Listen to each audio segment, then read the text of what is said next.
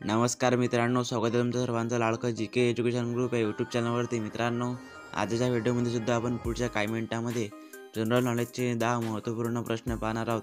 चला तर मित्रांनो, कोणत्याही प्रकारचा वेळ न घालवता आपण आपल्या आजच्या व्हिडिओला सुरुवात करूया। इसवी सन 1846 मध्ये रिकामी जागा यांच्या प्रयत्नातून म्युनिसिपल ॲक्ट हा कायदा संमत झाला।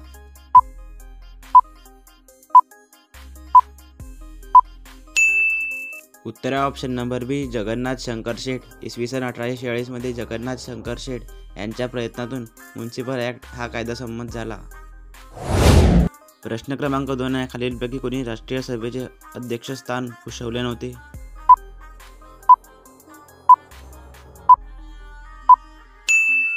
उत्तर option number C Lokmanya Tilak.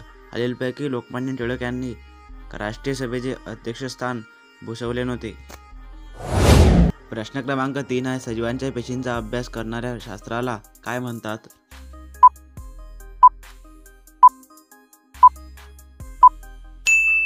उत्तर ऑप्शन नंबर सी पेशीशास्त्र। सजीवांच्या पेशींचा अभ्यास करणाऱ्या शास्त्राला पेशीशास्त्र असे म्हणतात। प्रश्न क्रमांक 4 आहे, कोणती पर्वतरांग दक्षिण भारतात आहे?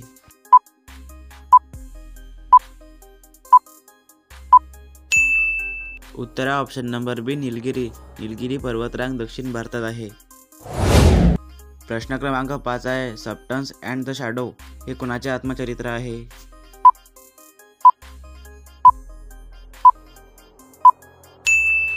उत्तर option number D Dilip Kumar. Substance and the shadow हे दिलीप कुमार यांचे आत्मचरित्र आहे। प्रश्न क्रमांक 6 आहे, कोणता कालावधी मान्सूनचा म्हणून गणला जातो?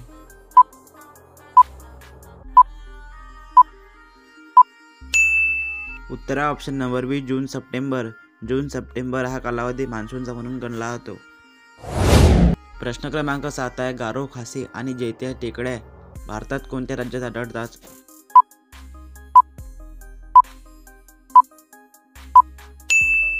उत्तर ऑप्शन नंबर डी मेघालय। गारो, खासी आणि जैत्या टेकड्या भारताच्या मेघालय राज्यात आढळतात। प्रश्न क्रमांक 8 आहे, महात्मा गांधीजींनी मजूर महाजन संघाची स्थापना कुठे केली?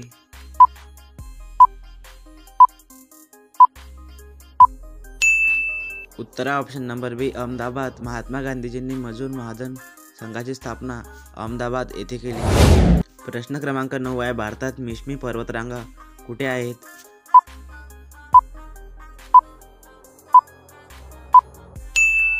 उत्तर ऑप्शन नंबर बी अरुणाचल प्रदेश। भारतात मिश्मी पर्वतरांगा अरुणाचल प्रदेश येथे आहेत।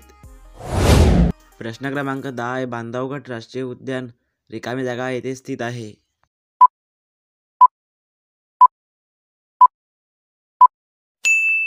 उत्तर option number C Madhya Pradesh. Bandhavgarh राष्ट्रीय उद्यान मध्य प्रदेश येथे स्थित आहे।